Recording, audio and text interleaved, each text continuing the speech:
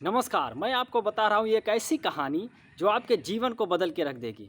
इस कहानी का सार ये है कि हम अपने जीवन में आने वाले समय के प्रति कितने ज़्यादा चिंतित हैं और इस चिंता का कारण क्या है।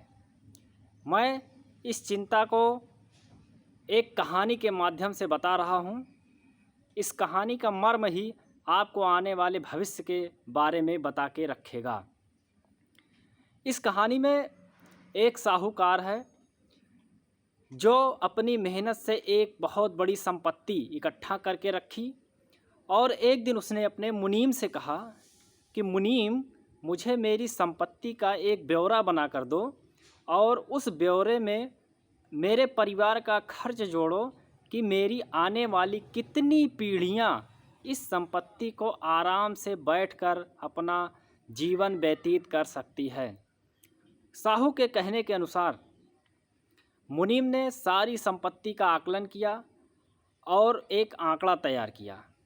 उस मुनीम ने साहूकार को बताया कि साहब, आपने आज तक जितनी भी संपत्ति अर्जित की है उस संपत्ति को आपकी आने वाली 9 पीढ़ी आराम से जीवन व्यतीत कर सकती है। तो उस साहूकार ने कहा कि मुनीम, क्या मेरी आने वाली 10वीं पीढ़ी इस संपत्ति का उपयोग कर पाएगी?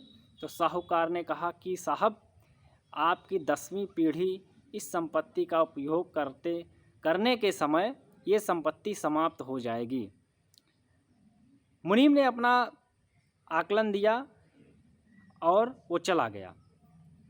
साहूकार आने वाले अगले दिनों में बीमार पड़ गया और वो काफ़ी चिंतित हो गया कि मेरी आने वाली अगली जो 10वीं पीढ़ी होगी वो क्या खाएगी।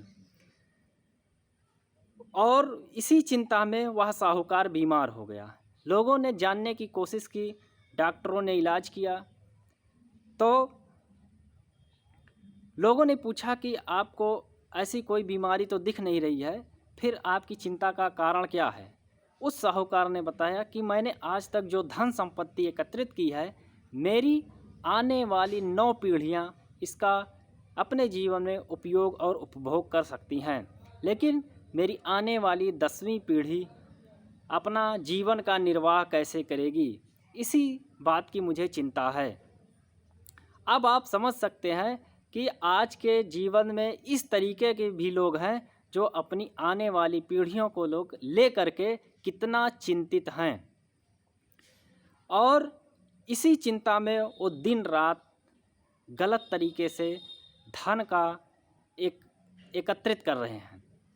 और इसी कारण हमारे सिस्टम में भ्रष्टाचार बढ़ रहा है कि किस तरीके से भ्रष्टाचार करके धन को एकत्रित कर लिया जाए।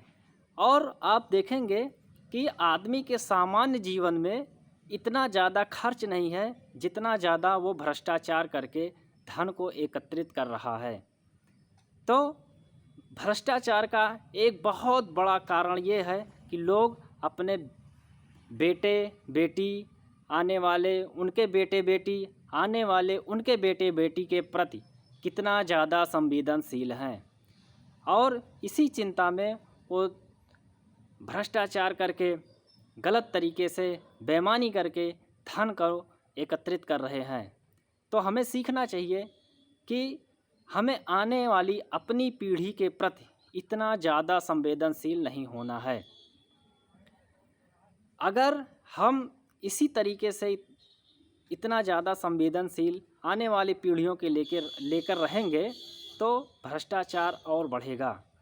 आप कल्पना करिए कि उस साहूकार की जो आने वाली पीढ़ियां होंगी, क्या वो आने वाली पीढ़ी केवल बैठ करके खाना खाएगी और अपना जीवन निर्वाह अपने पूर्वजों की कमाई हुई संपत्ति पर ही करेगी? क्या जो पीढ़ियां आएंगी वो नकारा होंगी? क्या वो अपने जीवन में कुछ भी धन अर्जन नहीं करेंगी? समय के साथ जो जितनी भी पीढ़ियां आएंगी वो भी अपना कुछ ना कुछ कारोबार ज़रूर करेंगी। तो मैं कहूँगा कि आप अपने आने वाली पीढ़ी के प्रति उतने ही संवेदनशील रहें जितना आप अपने इस वर्तमान जीवन को बर्बाद ना होने दें।